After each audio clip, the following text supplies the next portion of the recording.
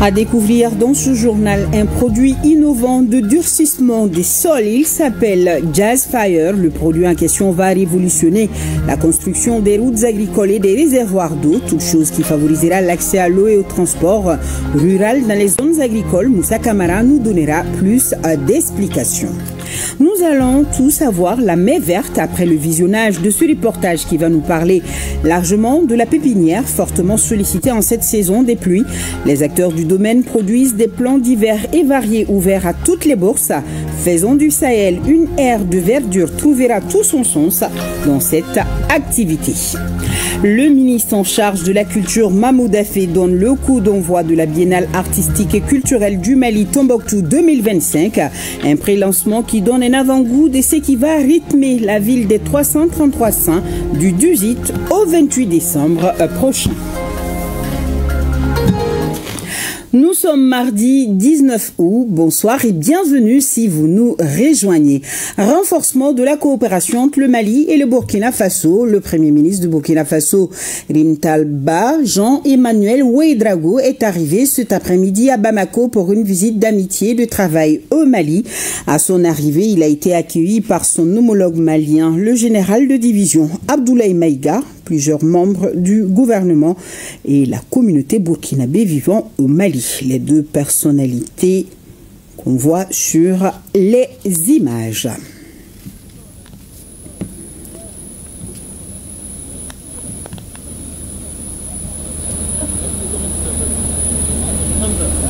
Voilà le Premier ministre du Burkina Faso, Rimtalba Jean-Emmanuel Ouédraogo, qui est donc arrivé cet après-midi à Bamako pour une visite d'amitié et de travail au Mali. Il a été accueilli par son homologue malien, le général de division Abdoulaye Maïga, plusieurs membres du gouvernement et la communauté burkinabé vivant au Mali. Les deux personnalités ont eu un premier tête-à-tête dans le salon de l'aéroport international président Modibo Keïta, à l'invitation donc de son homologue malien. Rimtalba Jean-Emmanuel Ouédraogo prendra part à la deuxième édition du camp national de la brigade citoyenne du Mali, organisée par le ministère de la Jeunesse et des Sports, chargé de l'instruction civique et de la construction citoyenne. Et en marge donc de cet événement, une séance de travail co-présidée par les deux premiers ministres regroupera les délégations maliennes et burkinabé autour des questions d'intérêt commun touchant la coopération bilatérale et la situation géopolitique régionale et internationale. Le Premier ministre burkinabé sera enfin reçu en audience par le président de la transition, le général d'armée Assimi Goïta. Je rappelle que le Premier ministre burkinabé est accompagné par une forte délégation et il va séjourner au Mali du 19 au 22 août 2025. L'arrivée donc à l'aéroport président Modibo Keïta du Premier ministre burkinabé, accueilli par son homologue, des membres du gouvernement et de la communauté burkinabé.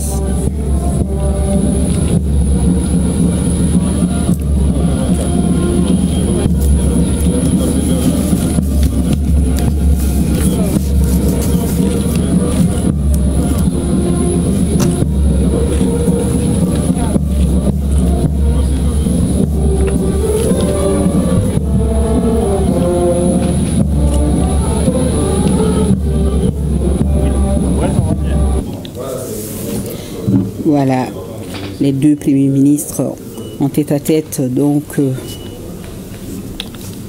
après tout juste l'arrivée. Et je rappelle qu'à l'invitation de son homologue malien, le Premier ministre prendra part à la deuxième édition du camp national de la brigade citoyenne du Mali. Nous avons ce communiqué de presse numéro 001 PGCCM du 19 août 2025. Le procureur général près la Cour suprême du Mali porte à la connaissance de l'opinion publique nationale et de l'opinion publique internationale que la chambre d'instruction de la Cour suprême du Mali a procédé à l'ouverture d'une information judiciaire sur la base du réquisitoire d'usage dressé à propos de faits graves susceptibles de recevoir les qualifications juridiques pénales de de faux et usage de faux, d'atteinte aux biens publics, d'un montant égal à plusieurs milliards de francs CFA, de blanchiment d'argent et de complicité des dites infractions. C'est fait reprocher à des fonctionnaires et à des opérateurs économiques. Les fonctionnaires impliqués dans les faits poursuivis sont essentiellement ceux qui ont eu à gérer les finances publiques relevant du budget de la primature sur une période de temps allant de l'année 2021 au 30 novembre 2024. De même que ceux des fonctionnaires et opérateurs économiques ayant géré des contrats de marché conclus dans le cadre de la convention de partenariat liant l'AGT à la primature. Le traitement du dossier de ces affaires a donné lieu à la disjonction des procédures telles prévues par le code et les informations sont dûment dans toutes les mesures compatibles avec le respect du devoir de réserve et du respect du caractère secret des poursuites pénales ainsi que de l'instruction judiciaire.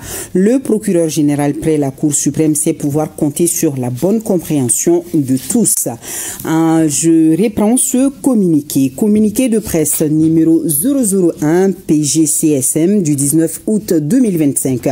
Le procureur général près la Cour suprême du Mali porte donc à la connaissance de l'opinion publique nationale et de l'opinion publique internationale que la Chambre d'instruction de la Cour suprême du Mali a procédé à l'ouverture d'une information judiciaire sur la base du réquisitoire d'usage dressé à propos de faits graves susceptibles de recevoir les qualifications juridiques pénales de faux et usage de faux, d'atteinte aux biens publics d'un montant égal à plusieurs milliards de francs CFA, de blanchiment d'argent et de complicité des dites infractions. C'est faire reprocher à des fonctionnaires et à des opérateurs économiques.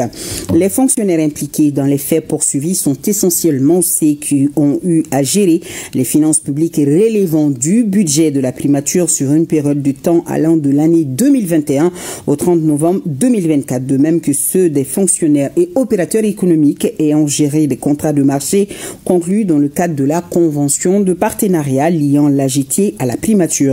Le traitement du dossier de ces affaires a donné lieu à la disjonction des procédures telles prévues par le Code de procédure pénale, mécanisme légal permettant de répondre aux nécessités d'une bonne administration de la justice en faisant la part des choses entre les aspects du dossier qui relèvent exclusivement de la compétence de la Cour suprême en termes de poursuite pénale et d'instruction judiciaire et les aspects qui relèvent de la compétence du pôle judiciaire spécialisé en matière de lutte contre la délinquance économique et financière.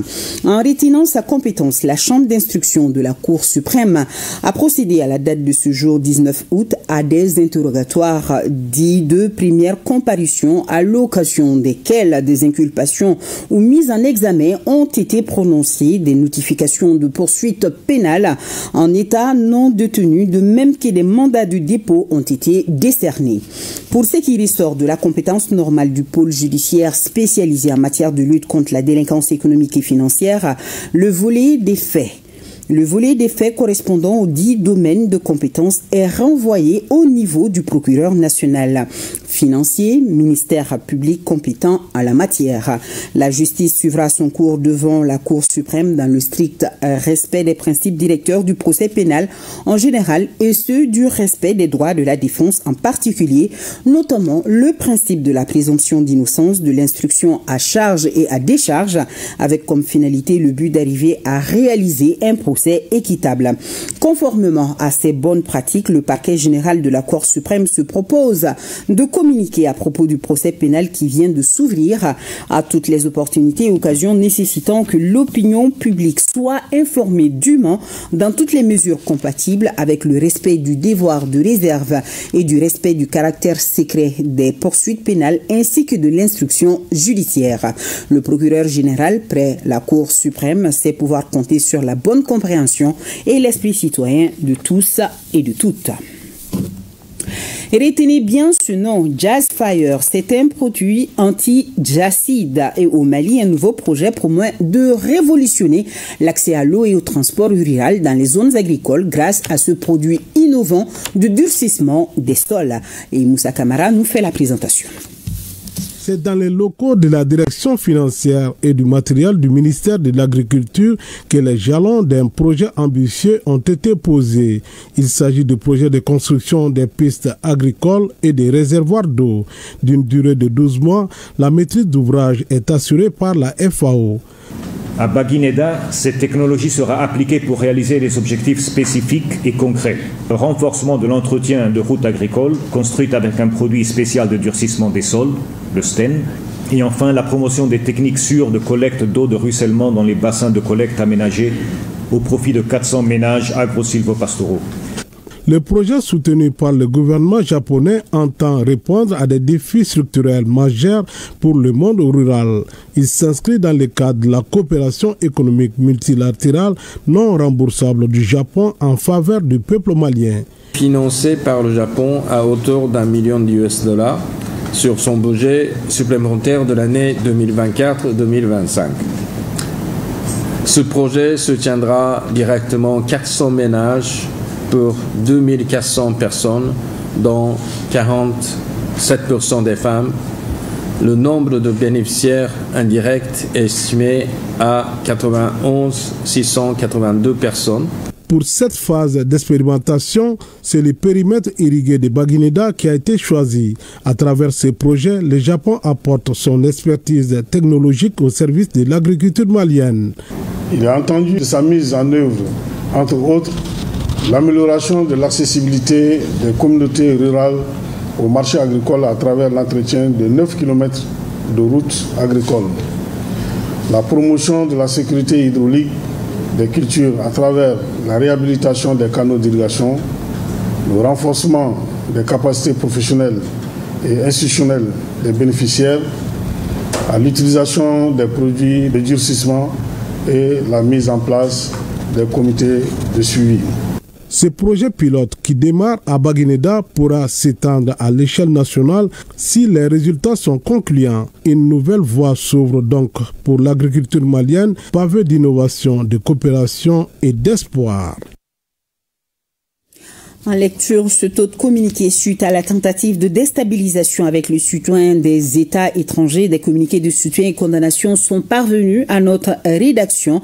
Ainsi, le Bureau exécutif national de l'ensemble pour le Mamala, l'amicale des anciens militants et sympathisants de l'Union nationale des élèves et étudiants du Mali, Amsunem, la coordination des associations des ressortissants et sympathisants de la région de Dioïla, le mouvement Assimi Kwanumbao et l'association des retraités du ministère chargé de l'administration du territoire saluent tous le courage, le professionnalisme et l'engagement des femmes dans la lutte contre le terrorisme et la défense de l'intégrité territoriale. Ces organisations de la société civile appellent par ailleurs tous les Maliens à faire bloc autour de nos forces armées en se détournant des discours de division et pour se concentrer sur les priorités qui sont la lutte contre le terrorisme et la réconciliation nationale. Le Mali célèbre ce 19 août la journée mondiale de l'aide humanitaire, une occasion d'honorer ceux qui interviennent dans les crises pour aider les autres qui risquent leur vie. Cette année, le thème choisi est Agir pour l'humanité. Au Mali, la situation humanitaire attire l'attention des autorités dans un contexte de crise sécuritaire, car il faut noter que certains ont même perdu la vie dans l'exercice de leurs fonctions, nous dit Awaditma Kamara. Au cours des premiers mois de 2025, le Mali déplore déjà l'enlèvement de 5 humanitaires et 2 agents ont tragiquement perdu la vie en transportant des vivres destinés à des familles déplacées internes. Ces hommes et femmes au péril de leur vie apportent espoir et réconfort à ceux qui en ont le plus besoin. Mais hélas, les chiffres sont interpellateurs et témoins des dangers et des conditions auxquelles sont confrontés les humanitaires dans l'exercice de leurs fonctions. Pourtant, malgré ces risques, ils bravent les intempéries, les catastrophes et même les balles pour secourir les populations. Hommage leur est rendu ce 19 août à l'occasion de la Journée mondiale de l'aide humanitaire. Cette année, le thème choisi est Agir pour l'humanité, un appel à soutenir et protéger ceux qui œuvrent chaque jour pour sauver des vies, mais pas que. Le thème est reconduit pour la 2e année consécutive. Pourquoi? Pour 2 raisons essentielles. Premièrement, parce que la communauté humanitaire souhaiterait tirer la sonnette d'alarme. L'aide humanitaire sous toutes ses formes manque encore cruellement de financement alors que les besoins se multiplient. Et deuxièmement, les civils et les humanitaires sont pris pour cible, et cela en flagrante violation du droit international humanitaire. Dans le cadre de la réponse humanitaire régionale, le Mali coordonne ses actions avec le Burkina Faso et le Niger, les trois pays partageant un espace confédéral.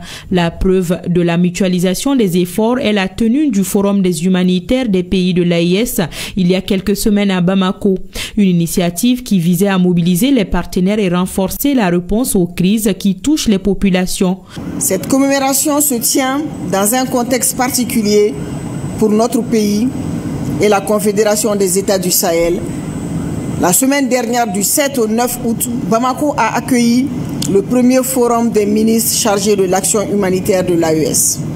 Ce rendez-vous historique a permis à nos pays frères du Burkina et de la République du Niger, avec nos partenaires des Nations Unies et des ONG, ainsi qu'avec des pays amis du Mali, d'échanger ensemble sur les solutions concrètes aux défis humanitaires qui touchent notre région et nos communautés.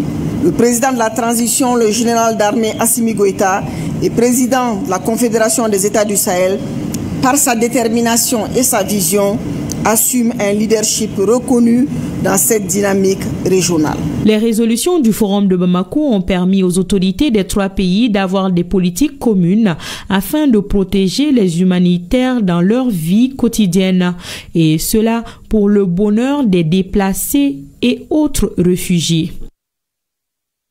Humanitaire toujours, la Croix-Rouge malienne inaugure des infrastructures d'une valeur de plus de 2 milliards de francs CFA, un financement ministère des Affaires étrangères et européennes du Luxembourg à la faveur de la 3e phase du projet Abri de Bankoni ou Sigidakura. Le but est de renforcer la résilience du quartier Bankoni et réduire les risques face aux conséquences des changements climatiques. Fantama Magnentao, compte rendu. L'accès à des soins de qualité est essentiel au bien-être et au développement durable de la communauté. Tel est l'objectif visé de la Croix-Rouge malienne en partenariat avec la Croix-Rouge luxembourgeoise. Elle a réalisé des avancées importantes dans l'amélioration des conditions de vie des habitants de la commune 1, plus précisément le quartier de Bankoni. Nous sommes d'autant plus fiers aujourd'hui que nous avons mis en place des infrastructures durables pour la communauté. 10 ans après, 15 ans après, vous allez revenir, vous allez trouver que ces rues-là sont là, vous allez trouver que les maisons qui sont construites en dur sont là, vous allez trouver aussi que le système d'adduction d'eau, les arbres que nous venons de planter seront toujours là. Donc nous sommes très fiers en tant que Croix-Rouge du Mali. La Croix-Rouge malienne apporte toujours son soutien constant aux communautés. 60 ans d'action, 60 ans de compassion, toujours avec vous et pour vous. Ce projet, fluide d'efforts collectifs, est un symbole puissant de notre détermination à soulager les souffrances des communautés vulnérables et à construire un avenir meilleur pour tous. Les défis sont certes grands, les besoins sont énormes, mais nous restons engagés auprès des communautés vulnérables. Selon les partenaires, cette inauguration marque un tournant décisif dans les efforts continus de l'institution humanitaire pour améliorer la qualité de vie des communautés locales. Ces visites permettent d'observer de visu les réalisations du projet et d'apprécier l'impact sur le terrain. Les besoins sont là, mais nous avons également pu constater que la résilience des populations et le potentiel de ce quartier dynamique sont également bien présents. Cela nous inspire et donne du sens à notre travail collectif. Notons que l'initiative conjointe entre la Croix-Rouge malienne et la Croix-Rouge luxembourgeoise illustre le pouvoir de la solidarité et de la coopération internationale pour répondre aux besoins urgents des populations vulnérables. Et toujours en parlant de changement climatique, journée de sensibilisation des maires et présidents des délégations spéciales du district de Bamako pour une coordination à renforcer dans la gestion des inondations. Cette rencontre de 2 jours vise à renforcer les capacités des autorités locales pour une meilleure coordination interministérielle et gestion des inondations. Djemba Moussa Kounati. Le ministère de l'administration territoriale et de la décentralisation, au regard des missions dévolues aux collectivités territoriales, a mis l'accent sur le volet planification pour la gestion des risques et catastrophes. Cette planification vise à prendre en compte dans les PDSEC un certain nombre de préoccupations liées à la paix, à la stabilité et à la gestion des crises. Cette journée vise donc à renforcer les capacités des autorités locales pour une meilleure coordination interministérielle et gestion des inondations. Aujourd'hui, nous avons entamé un processus d'élaboration des programmes de développement économique social et culturel au niveau des 87 communes, dans lesquelles les questions relatives aux inondations, aux incendies occupent une place très très importante dans les programmes, ce qu'on appelle la nouvelle génération des PDC qui sont en cours d'élaboration actuellement. Les organisations de la société civile jouent un rôle très important. Cet atelier de formation devra contribuer à coordonner la mise en œuvre des initiatives prises par les plus hautes autorités pour une gestion concertée et collégiale des inondations dans notre pays. Ensemble, nous pensons que gérer les risques de manière préventive et se préparer à affronter les crises et faire face, c'est l'affaire de tous. Les inondations de 2024 ont entraîné des dégâts très importants et de nombreux cas de pertes de vie humaine. Les actions des différents acteurs ont démontré qu'une bonne gestion de la situation de crise générée par les inondations nécessite une intervention coordonnée à différents niveaux. À ce titre, les autorités locales jouent un rôle crucial, notamment en matière de prévention et de réponse. Au cours de ces 2 jours de travaux, les participants se familiariseront avec des notions telles le cadre légal de la gestion de crises et catastrophes, les outils de gestion de crise, plan d'organisation des secours au Mali hors sec. Au sommaire de cette édition, le coup d'envoi de la Biennale artistique et culturelle du Mali, Tombouctou 2025, donné par le ministre en charge de la culture, Mahmoud Dafé, cet après-midi. Un pré-lancement qui donne un avant-goût de ce que va vivre la ville de 333 du 18 au 28 décembre prochain. Les 19 régions du Mali et le district de Bamako vont se mesurer à travers des spectacles, des expositions et des débats. On fait le point avec Seydou Traoré et Aruna Diarra. Le Centre international de conférence de Bamako, aux couleurs de la richesse culturelle et artisanale de Tombouctou. Une forte mobilisation de la communauté de la cité mystérieuse, les gouverneurs des régions et les membres du gouvernement. Ce rassemblement, c'est pour le pré-lancement de la Biennale artistique et culturelle Tombouctou 2025. Un honneur pour les ressortissants de Tombouctou. La région de Tombouctou voit en la Biennale une opportunité de relèvement économique, de développement, de brassage entre toutes les filles et tous les fils du Mali, de Kaï à Kidal. La coordination des associations de la région de Tombouctou a pris l'engagement total en faveur de la réussite de la Biennale et lance un vibrant appel à toutes les filles et tous les fils du Mali, de l'intérieur comme ceux de la diaspora, à se mobiliser pour la construction d'un Mali prospère, indépendant et en phase avec ses valeurs conformément à la vision des autorités de la transition.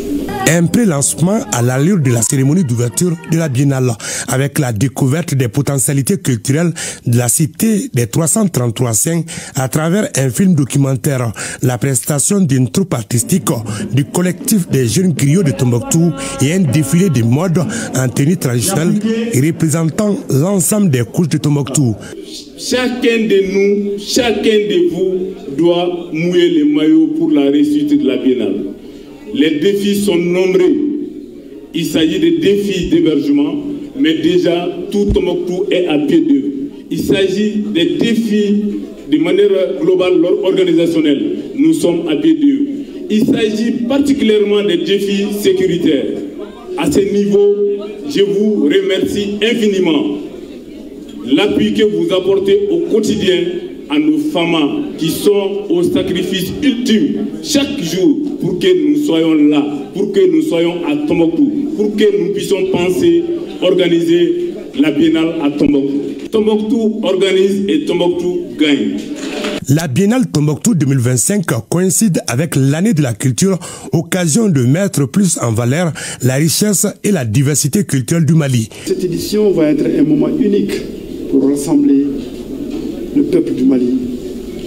Ça va être marquer un moment historique dans la vision du chef de l'État, parce que ça intervient, ça s'inscrit directement dans le programme de l'année de la culture décrété par le président de la transition. Donc une année très spéciale dans notre pays. La Biennale en elle-même est spéciale, mais l'année de la culture aussi est spéciale. Et donc nous allons réunir, c'est le lieu de lancer un vibrant hommage et un remerciement à l'ensemble des gouverneurs. Au rythme de l'ensemble instrumental du Mali et des troupes artistiques, le ministre Daffé a rappelé les efforts du gouvernement et du chef de l'État pour l'organisation de cette biennale.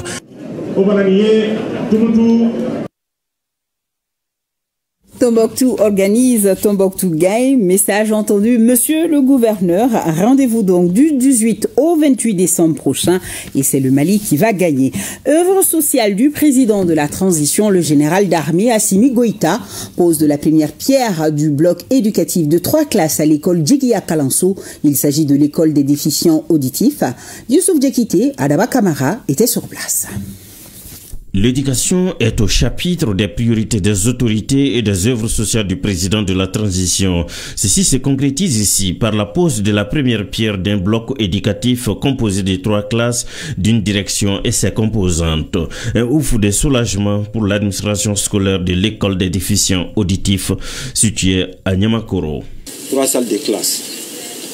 Après les 6e année chez nous ici, nos élèves sont obligés d'aller jusqu'à l'hippodrome pour suivre leurs études au niveau second cycle. Cette donation permet vraiment à nos élèves de rester près de nous pour qu'on puisse bien veiller sur eux. Quitter chez nous, d'aller dans une autre localité, ça sera un peu difficile pour eux. Il y a des parents aussi et ils n'ont pas de moyens pour accompagner leurs élèves jusqu'à l'hippodrome. Les conseillers spéciaux du président de la transition chargé des œuvres sociales rassurent que l'éducation reste un élément incontournable pour le développement durable du pays.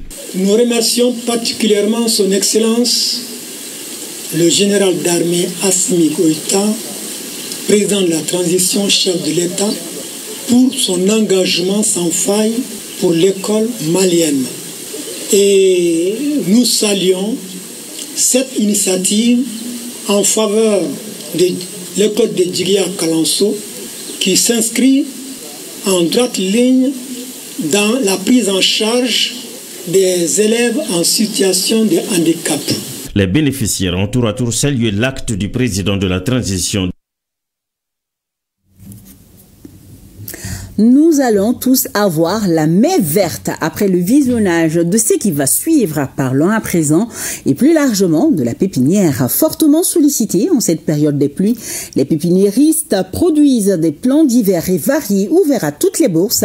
Faisons du Sahel une ère de verdure trouvera tout son sens dans cette activité. Le reportage est signé Tchemoko Konati.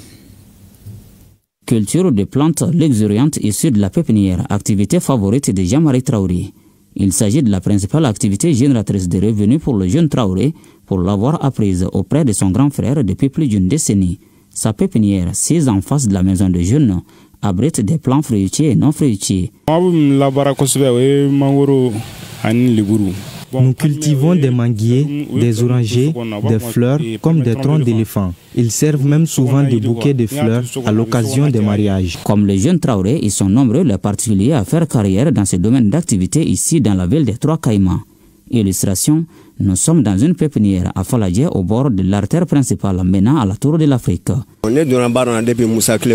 J'ai commencé ce travail à une entreprise privée alors que Moussa Traoré était au pouvoir. On faisait l'entretien des fleurs et des gazons. Mon premier chef, Massa Traoré, est natif de Bamako. Les propriétaires des vergers viennent s'en procurer chez nous. Nous produisons aussi des fleurs, tout cela sur la base de graines et de tiges. La réussite de la culture des plantes est en substance tributaire de l'eau, source de vie. Si pendant la saison sèche, le volume du travail connaît une augmentation à cause de l'arrosage intensif, Le contraire se produit pendant l'hivernage. Pendant la saison sèche, nous arrosons avec une pompe à moteur qui nous coûte un peu cher à cause du prix des carburants. S'agissant du climat des affaires, cette saison des pluies se présente comme la période faste pour les acteurs. En témoigne la revue à la hausse des revenus journaliers. Je suis venu acheter un manguier pour aller le planter dans mon champ. Il y a petits, des moyens et des grands. Les prix varient en fonction de la taille à partir de 1000 francs jusqu'à 5000 francs CFA, voire plus. En cette saison des pluies, on peut gagner souvent 50 000, voire plus. Quand on exerce son travail avec sérieux, ce ne peut qu'être rentable. Le contraire peut se produire à cause du manque de sérieux. C'est donc la période de vache grasse pour les acteurs de ce secteur d'activité, en ce sens qu'ils arrivent tant bien que mal à tirer leur épingle du jeu. En attendant la contre-saison, les affaires tournent à merveille au bénéfice des acteurs. Oui, et on vient de le voir, on peut bel et bien rendre notre Sahel bien vert, et c'est d'ailleurs l'ambition affichée par le projet Reverdir Bamako, Kati et Kalabankoro. L'initiative de l'ONG Réseau National des associations et ONG de jeunesse du Mali vise à recréer les espaces verts et à reproduire la nature dans nos villes. Elle s'inscrit dans le cadre de la 31e édition de la campagne nationale de reboisement placée cette année sous le thème Reboiser pour restaurer les terres et lutter contre la désertification. Dossi Baba Diarra et Siliki Balo ont assisté à la cérémonie de lancement. Replanter les arbres et créer des jardins communautaires pour contribuer à restaurer la biodiversité et à embellir nos villes. Sensibiliser les citoyens sur l'importance du couvert végétal pour un cadre de vie sain et amélioré. Tels sont notamment les objectifs du projet Reverdir Bamako, Kati et Kalabankoro.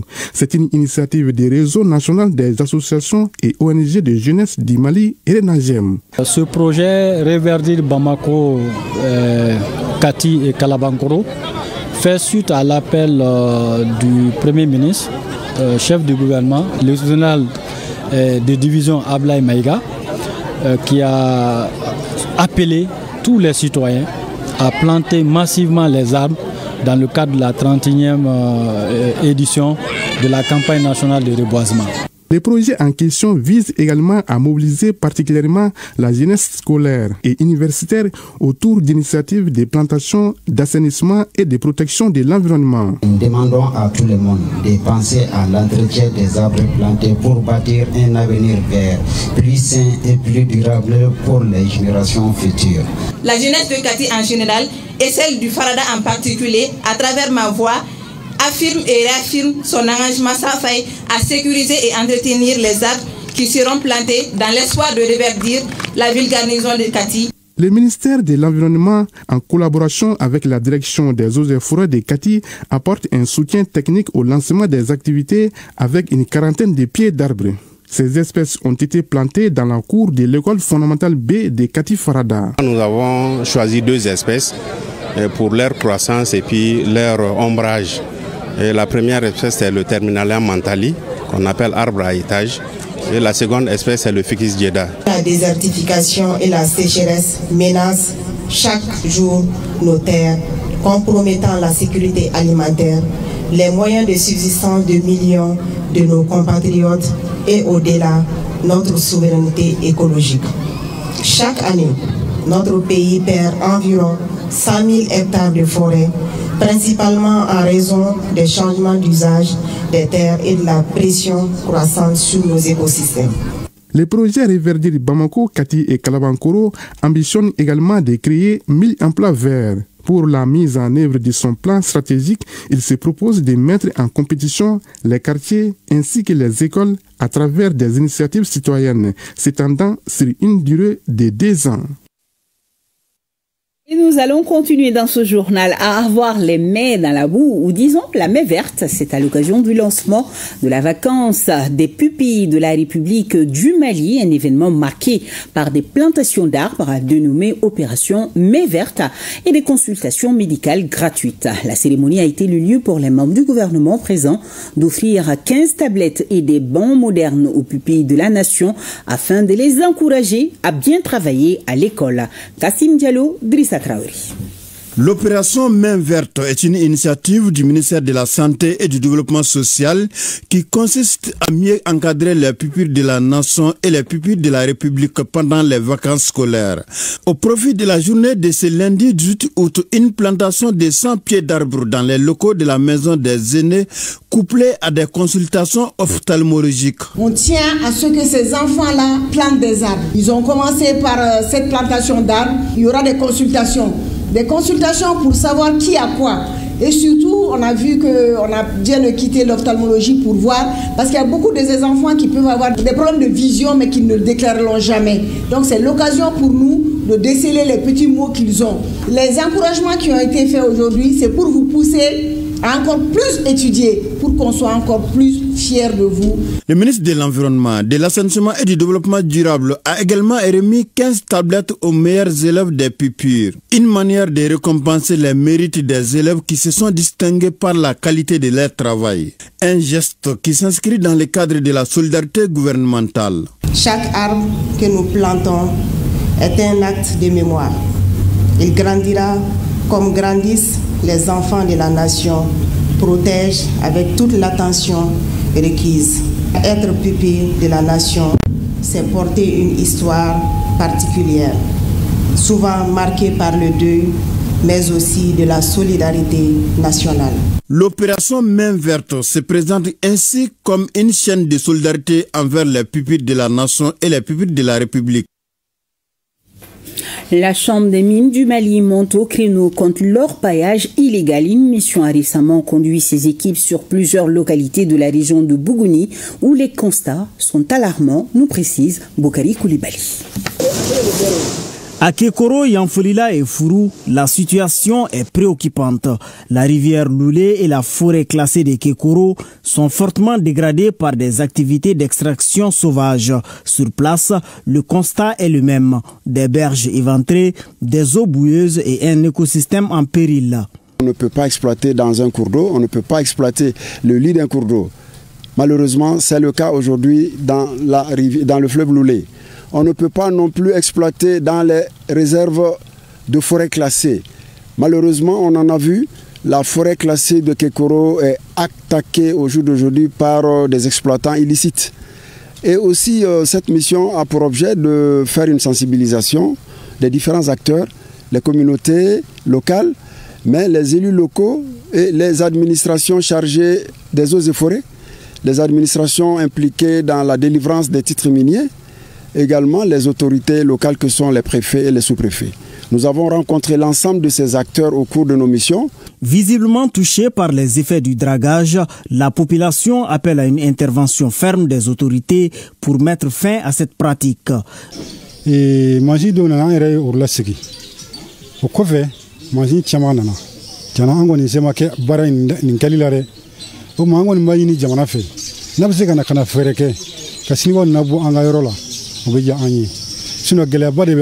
La Chambre des mines promet de produire un rapport détaillé et de le transmettre aux autorités compétentes afin que des mesures soient prises et que la loi s'applique. Une bataille qui s'annonce longue mais nécessaire pour préserver ces richesses naturelles essentielles à la vie des communautés locales. 130 projets retenus au profit des femmes et des jeunes de la région de Tombouctou. C'est au compte de la deuxième phase du projet régional d'appui au pastoralisme au Sahel. Les acteurs ont procédé à la remise du chèque géant de 32 millions de francs CFA pour le financement des activités. Retrouvons Najim Baba Sissé et Alou Koulibaly. Pour cette deuxième phase du projet d'appui au pastoralisme au Sahel PRAPS 2, au compte de la région de Tombouctou, 130 projets ont été retenus, soit 250 000 francs par bénéficiaire, dont 80% sont des femmes œuvrant dans le pastoralisme. Le PRAPS vise l'inclusion sociale et économique pour permettre aux femmes et jeunes de mener des activités génératrices de revenus dans les différents sous-secteurs de l'élevage et de la pêche en vue de leur autonomisation. Ce projet, c'est une grande importance. Il a une grande importance pour nous aujourd'hui. Ça va beaucoup nous servir. Ça va renforcer nos activités respectives. En même temps, aidons nos familles, la communauté aussi. Le PRAPS est un projet du gouvernement du Mali mis en œuvre par le ministère de l'élevage et de la pêche dans les régions de Kay, Mopti, Gao, Tombouctou, Nioro et Kita, visant 860 cibles. Ce n'est pas une question de montant, mais c'est plutôt la cible à laquelle cette activité s'adresse.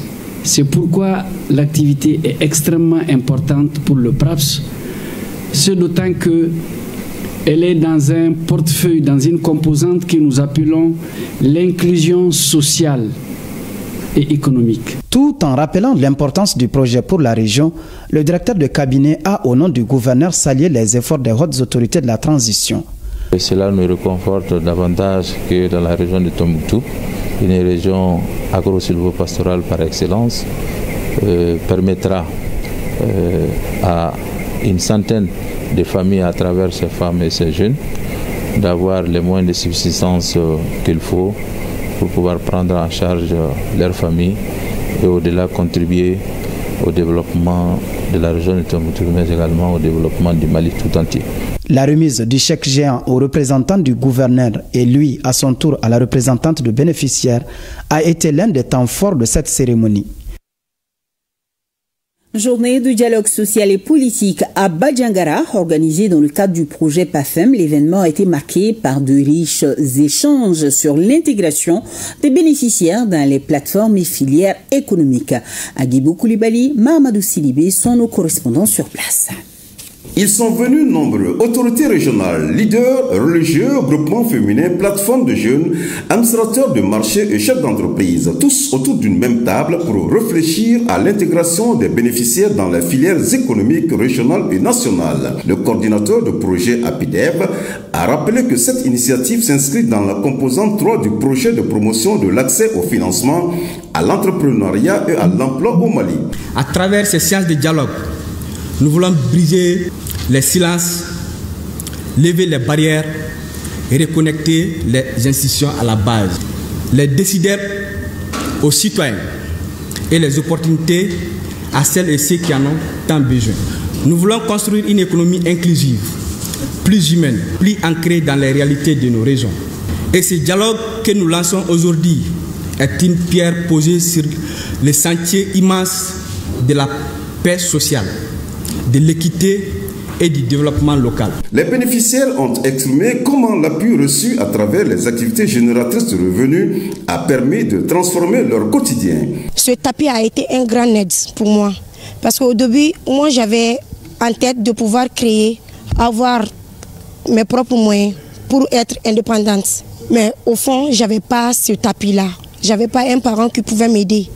J'avais l'envie, mais je n'avais pas les moyens. L'idée est là, mais je n'avais pas les moyens. Grâce à cet appui, j'ai eu à financer mes projets et à survenir de mes petits besoins. Les autorités régionales ont salué la démarche participative de l'ONG APIDEV et insisté sur l'importance d'un accompagnement durable pour renforcer la résilience économique des populations locales. Les résultats déjà enregistrés dans notre région, notamment l'appui aux activités génératrices des revenus AGR. La mise en œuvre des travaux publiés à haute intensité de main-d'œuvre, TPIMO, ainsi que le début d'intégration des bénéficiaires dans les chaînes économiques, régionales, nationales, témoignent de la pertinence, de la qualité et de l'impact concret de ce projet sur le terrain. En soufflant ces 30 bougies, APIDEV a prouvé que développement et engagement communautaire peuvent avancer main dans la main. Une journée qui marque à la fois un bilan et un nouveau départ pour l'association et pour tous ceux qui croient à un avenir économique durable à Badjangara. Retour à Bamako, Coris Banque International Mali rejoint la grande famille de Bank to Wallet, un service qui permet une liaison entre un compte bancaire et un compte mobile. Suivant le reportage, je crois que nous allons mieux comprendre avec Awadama Koulibaly et Sambou Djakiti. Coris Bank offre à sa clientèle la possibilité d'éviter les longues files d'attente devant les guichets. Grâce à Orange Finance Mobile, elle supprime la barrière entre les comptes bancaires et les porte-monnaies électroniques. La facilitation des opérations à travers le mobile banking constitue par excellence l'un de nos engagements clés, à savoir offrir un service fiable, facile d'utilisation et adapté à tous les clients cibles qui en ont exprimé le besoin et promouvoir la digitalisation de nos produits. Coris Bank International Mali est le 14e établissement financier à adhérer à l'offre Bank to Wallet, Wallet to Bank. Une solution conçue dans les moindres détails pour répondre aux besoins spécifiques de la population. Nous avons un engagement constant, favoriser l'inclusion financière au Mali. Nous nous y attelons chaque jour en développant des solutions simples et sécurisées qui rapprochent la finance des réalités quotidiennes de nos clients et qui est adaptée au mode de vie de nos populations locales. L'inscription est possible via l'USSD ou Maxit. Pour les particuliers, le plafond est de 2 millions de francs CFA par transaction et de 10 millions par mois. Quant aux entreprises, l'offre est illimitée. La transaction du compte bancaire vers Orange Money coûte 150 francs CFA par opération et 1% si le transfert se fait du compte mobile vers le compte bancaire. Je vous invite à présent à suivre l'avant-première de ce film documentaire colonial du réalisateur sénégalais Ibrahim Sow. Le film de 30 minutes retrace l'historique de la pénétration des colons sur les terres africaines. La projection, c'était au Centre international de conférence de Bamako, en présence de plusieurs acteurs culturels et politiques, en présence également de Mariam Koulibaly pour le RTM. Le film documentaire intitulé « Réparation, la dette coloniale » ouvre le débat sur la problématique de la colonisation et l'identité africaine. Il invite des peuples de l'Afrique à s'interroger davantage sur son passé et surtout jeter le projecteur sur l'avenir. Ce film est le fruit d'un long travail. Nous avons interviewé des gens au Mali, au Sénégal, en Côte d'Ivoire, en RCA. Donc du coup, ça fait au moins 6 mois que nous sommes sur la réalisation. Nous pouvons être fiers du travail qui a été fait. Parce que ce qu'on reproche aujourd'hui au cinéma africain, c'est de n'avoir pas été le plus souvent au rendez-vous de l'histoire. Avoir un film où nous essayons nous-mêmes de prendre le débat, où nous apportons notre propre narratif, est un bel exercice qu'il faut encourager. En 30 minutes, les réalisateurs sénégalais mettent en évidence les torts causés par les colons aux Africains. L'initiative s'inscrit dans la dynamique de la décision prise par l'Union africaine de faire de l'année 2025 année de la réparation des crimes commis durant la période coloniale. Pour nous qui sommes foncièrement versés dans les traditions, nous disons qu'il n'y a aucune réparation matérielle qui peut aujourd'hui payer ce que la colonisation a causé à notre continent et à nos peuples. Que ce soit dans nos États, que ce soit au niveau de nos citoyens, que ce soit au niveau de nos gouvernants, à prendre conscience qu'il est temps que nous ne souffrons plus de ce que nous avons été causé par les colonialistes. Parce qu'aujourd'hui, il existe sous une autre forme, en réalité.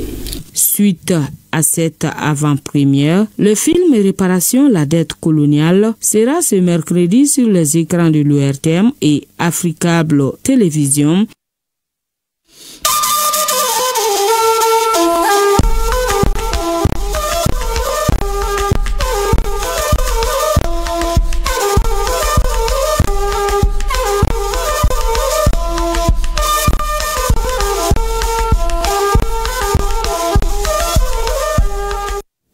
Hier, lundi 18 août, de nombreux Burkinabés à l'aéroport international de Ouagadougou pour accueillir le corps de Alain Christophe Traoré, alias Alino Fasso, décédé le 24 juillet 2025 dans sa cellule de prison à Abidjan, selon les autorités judiciaires ivoiriennes. Une délégation du gouvernement composée des ministres en charge des affaires étrangères, de la communication, de la sécurité, de l'administration territoriale ont assisté à l'arrivée de la dépouille mortelle. Lambert Souma, compte rendu. Aéroport international de Ouagadougou, il est 14h. Sur le tarmac, un avion de l'armée de l'air burkinabé. À son bord, la dépouille d'Alain Christophe Traoré, dit Alino Fasso. Son épouse, ses enfants et d'autres membres de la famille sont du voyage. Le procureur du Faso et son équipe procèdent aux constatations d'usage avant la sortie du cercueil. À côté, d'autres membres de la famille et des amis proches sont également présents. L'émotion est grande, les visages sont fermés. Ici et là, des sanglots et des pleurs. Le cercueil est convoyé un peu plus loin. Une délégation gouvernementale est présente pour accueillir celui que le Burkina pleure. Le ministre d'État, ministre de l'administration territoriale et de la mobilité, le ministre des Affaires étrangères, le ministre de la Sécurité et le ministre de la Communication rendent hommage à l'illustre disparu. À leur côté, le directeur de cabinet du Premier ministre. Réclamé par le gouvernement, la dépouille de notre compatriote est enfin de retour dans son pays. La mort d'Alino Faso, annoncée le 27 juillet par le procureur de la République de Côte d'Ivoire, a créé une onde de choc dans l'opinion publique burkinabé. La thèse de son supposé suicide ne convainc guère. C'est d'ailleurs pourquoi une enquête est ouverte par la justice afin d'élucider cette disparition que le gouvernement assimile à un assassinat crapuleux. Alino Faso a été arrêté le 10 janvier 2025 à Abidjan. Il était détenu dans une école de gendarmerie jusqu'à l'annonce de son décès.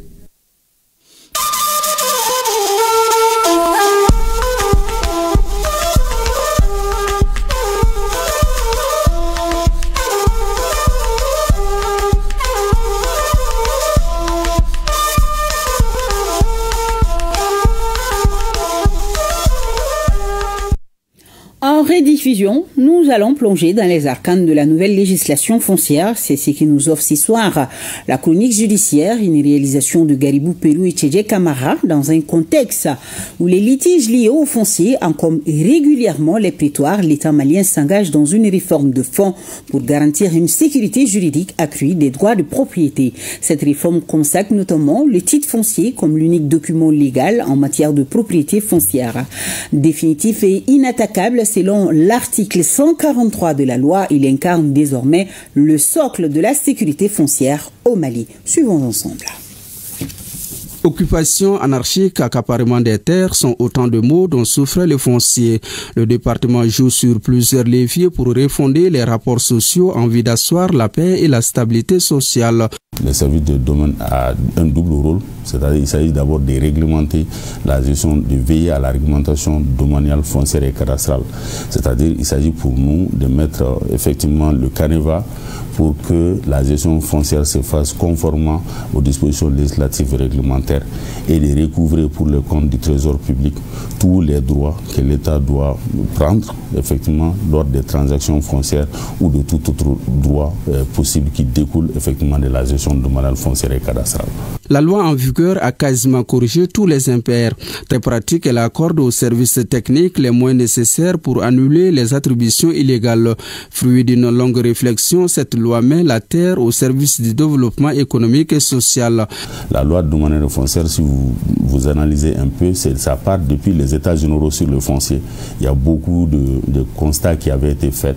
La loi n'avait pas précisé certains aspects des gestions qui pourtant étaient essentiels pour que effectivement la gestion foncière soit une gestion saine et crédible. La publicité foncière est l'une des réformes majeures. Les placards sont transmis jusqu'au niveau local et avec un délai raisonnable. Autrefois, c'était juste la publication à l'essor, la transmission des placards au niveau des mairies, des collectivités territoriales, de la préfecture, du greffe, du tribunal. La loi de 2020 est venue apporter cette correction pour dire que maintenant, le placard, le bulletin de placard que nous envoyons au niveau effectivement des structures précitées là. Donc il fallait élargir effectivement le cadre pour la ramener au niveau local. L'autre réforme porte sur le titre foncier, sauf au cas de superposition, les titres fonciers est le droit de propriété définitif et inattaquable. Pour la première fois, la loi précise le caractère définitif et inattaquable du titre foncier. Le titre foncier aujourd'hui là, qui a été créé, c'est le point de départ devant les juridictions. Ça veut dire qu'on ne peut pas, après cette création, évoquer ou effectivement affirmer d'autres droits en dehors des titres fonciers. L'autre réforme se situe au niveau de la limitation des intervenants, surtout dans l'attribution des propriétés foncières. Il y avait la multiplicité des acteurs. Beaucoup d'intervenants dans le foncier. Le maire donne, le préfet donne, le sous-préfet donne, les services de domaine donnent, les villageois, les coutumiers, tout le monde. Tout le monde s'y mettait de son côté et attribuait les parcelles. Donc, avec la loi domaniale foncière, il n'y a que les titres fonciers qui est le seul document valable en République du Mali. La démarche administrative pour obtenir les titres fonciers a été simplifiée. L'acte foncier est aujourd'hui à la portée des citoyens. Lorsqu'il s'agit effectivement d'une décision de titre provisoire ou d'une décision de concession urbaine d'habitation, de concession rurale d'habitation, la loi domaniale foncière a été claire. Vous partez au niveau de l'autorité concernante, si c'est le préfet, vous partez là-bas pour pouvoir attester que vous êtes réellement le propriétaire du titre de propriété que vous voulez transformer. Après cela, vous faites la demande timbrée à 500 francs. Vous faites la photocopie du titre de propriété. S'il s'agit de concession urbaine d'habitation, vous faites la photocopie des titres de propriété que vous mettez dans votre demande plus les 2 photos d'identité. Donc, que vous déposez au niveau de la direction régionale du lieu de situation de la parcelle, à savoir en ce qui concerne Kati Sekouligo. Il y a ce qu'on appelle la demande de transformation aussi des concessions rurales. Pour ces cas-là, la condition sine qua non, d'abord, c'est la réalisation. Il faut que vous réalisez conformément au cahier des charges sur la parcelle. Il y a une deuxième condition, les redevances doivent être régulièrement payées parce que ça fait partie de vos obligations contractuelles. L'État vous a donné en location, c'est comme vous devrez payer à l'État chaque année les redevances qui sont dues. Et la demande effectivement de la concession rurale est conditionnée aux 2 aspects que je viens de citer. Le régime de la propriété foncière applicable est celui de l'immatriculation au sens de l'article 82 de la loi foncière. Le ministre du Domaine aujourd'hui a initié à faire une immatriculation systématique des grands espaces pour permettre à ce qu'au lieu qu'on soit dans une procédure réduite à une seule personne, c'est-à-dire moi je demande 300 mètres carrés, vous demandez 700 mètres carrés, lui demande 600 mètres carrés, on fait votre procédure à part, on fait ma procédure à part et l'autre procédure à part, qu'on essaie d'immatriculer par exemple 100 hectares, 50 hectares dans une même localité. En ce moment, tous les bénéficiaires ou les demandeurs des parcelles-là peuvent adresser directement effectivement leur demande de création des titres directement au domaine. Global ou individuel, il y a une différence qui mérite d'être soulignée. Le titre global, c'est les titres qui portent sur une grande superficie et les titres individuels, c'est les diminutions qui sont issues de ces titres-là. Les attestations de position ou de détention prévues sur le foncier agricole peuvent être transformées en titres fonciers. L'attribution n'est faite autrement qu'en titre foncier. On ne peut pas l'attribuer autrement qu'en titre foncier, à condition de respecter l'enquête et tout le reste qui ont été décrits sur le foncier agricole.